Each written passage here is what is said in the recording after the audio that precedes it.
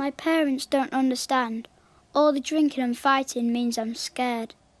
I'd like a cuddle, perhaps a bedtime story, but most I'd like them to stop shouting at me. And sometimes they hit me. Feeling scared every day and not feeling loved or wanted will change me for the rest of my life. Later I'll have problems with school, problems with alcohol, and I'll get in trouble with the police. What's happening to me right now means I'm more likely to have serious health problems in middle age and die sooner than I should.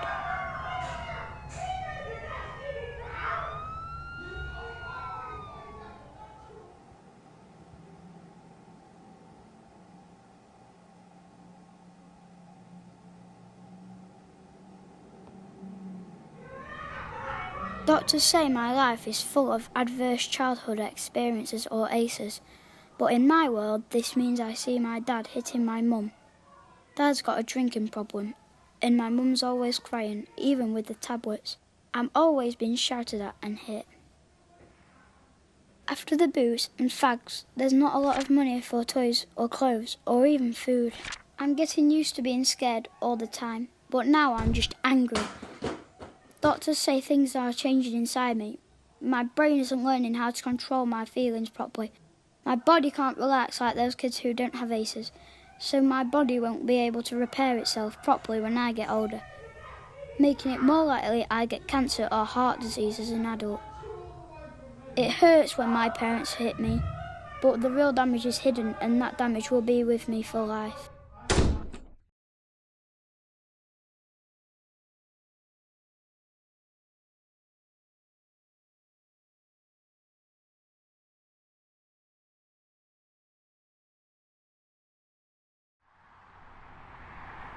I drink and smoke. They say I'm out of control, but I'm not. It's just my way of coping with my ACEs. Been in plenty of fights, but what's wrong with that? Kids' punches don't hurt half as much as when my dad hits me. I beat up a kid last week at school. Looked at me funny. Who cares? Ended up with more time out of school.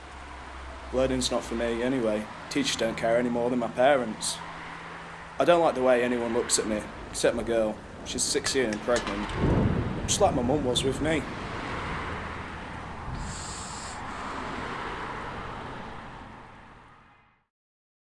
So, this is where I've ended up. I've got diabetes and cancer's probably on the way. I know these kill you, but I couldn't do without them. I've never had a proper job. I've spent time inside. I hit my kids. I hit the mums too, till she left. So my kids have grown up with ACEs. And now my daughter's had her first kid. She's 16. The course of my life was set in the wrong direction a long time ago. I know where I'm heading, and sadly, I know where my kids are heading too.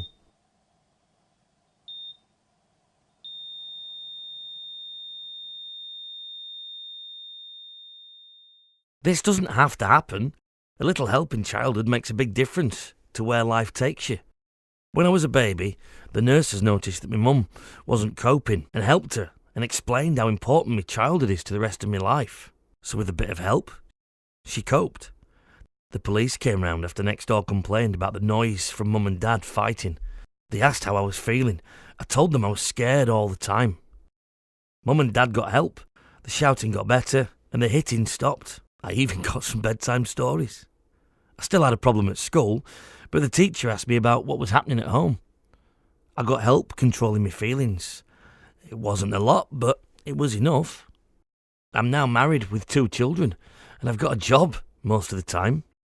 I haven't repeated the same problems with my kids. We got help when being a parent got too much. Our children are ACE-free, and that means their kids stand a good chance of growing up ACE-free as well. Almost half the people in England and Wales experienced 1 ACE as a child, and 1 in 10 of us suffered 4 or more ACEs. If we stop ACEs, millions of children would not become smokers or binge drinkers, and levels of violence in adults would be cut in half.